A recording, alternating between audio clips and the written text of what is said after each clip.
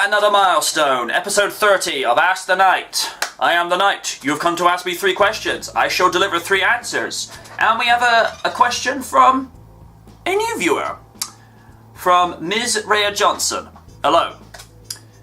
Okay, what do you and Random think about Godzilla's reboot by Legendary? I think since enough time has passed since the somewhat less than impressive Godzilla 98, although it's a somewhat guilty pleasure for me because I actually enjoyed the visual effects of the creature, whereby he was in a kind of physical presence that you could sort of take seriously as opposed to the guy in the rubber suit. I mean, hey, if you guys like the guy in the rubber suit platform, if you will, in the Godzilla movies, then that's fine. But me, I prefer something I can look at and think, that can work. The guy in the rubber suit, not my thing. Nothing personal. What do I think about it? Like I say, enough time has passed. It's been, by that point, it will have been some 16 years since that. Matthew Broderick has wants to forget about it because it's not one of his, his better movies. I thought he was okay in it, but he could have done with better material. Legendary, considering some of the movies that they've done, from Superman Returns, regardless of its box office returns, was a good movie. Guilty pleasure for me. And considering they did The Dark Knight, The Dark Knight Rises, and I think they did Man of Steel out this November and December on DVD, Blu-ray, go buy it, it's awesome.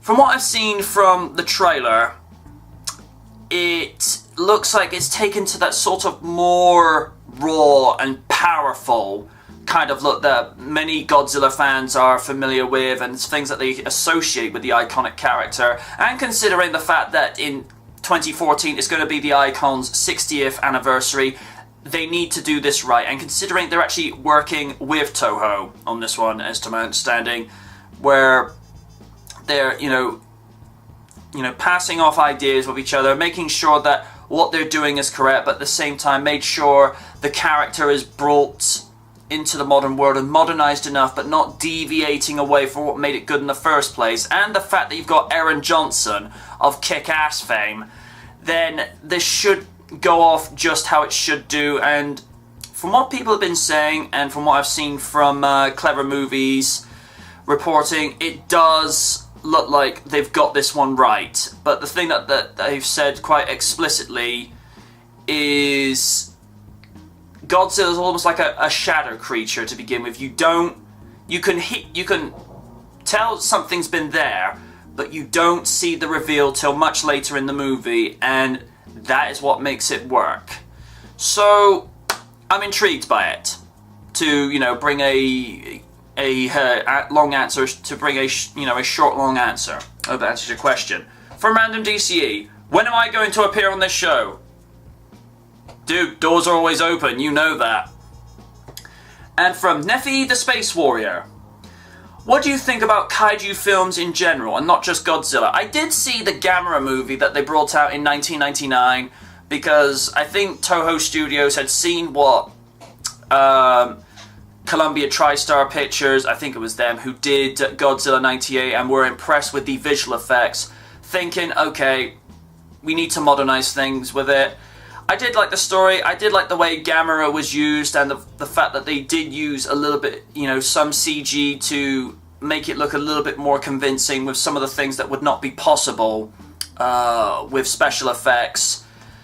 Considering what they were trying to do with the character, I did actually enjoy it. A lot of other kaiju films I'm not really that aware of. I'm only more familiar with Godzilla, and particularly a fan of the 1998 animated series that had Ian Ziering, who you may remember as Vinny from Biker Mice from Mars, voicing Nick Totopoulos. And it's an interesting thing. I found in the animated series, Nick Totopoulos is actually much more competent and more of this sort of badass than he was with the Matthew Broderick portrayal. But again, it's not what the voice actor or the actor is doing, it's the direction that they're given and the material that they're told to work with. Because, and this is something I've argued quite a few times with Nick Nugent and various other people, a voice actor and an actor is only as good as the director who is directing them.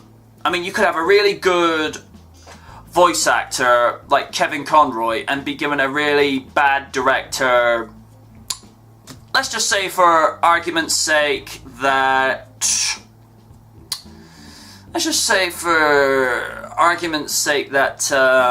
Ryan Drummond. Let's just say he's a bad voice director. And he's directing Kevin Conroy and he does like the worst directing possible. Kevin Conroy's performance will show.